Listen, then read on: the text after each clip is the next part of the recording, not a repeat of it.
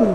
Hey! It's me, Chelsea, here at Messermeister Gather Kitchen for happy hour. 4-day short week, making the hustle to bring you a Sotol Desert Door passion fruit spritz. Holy shit, what's going on there? All right, we got Desert Door, a Sotol, we got 2 ounces. Wow.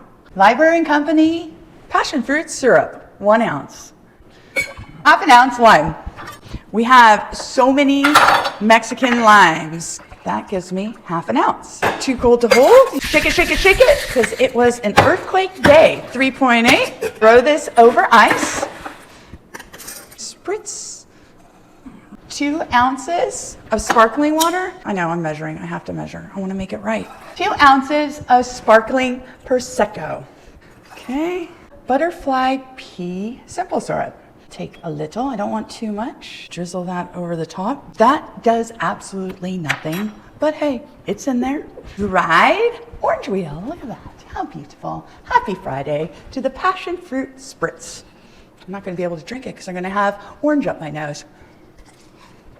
Oh yeah, this is pool time, lounging, let's drink these all day. I'll see you next Friday. Cheers and happy Friday.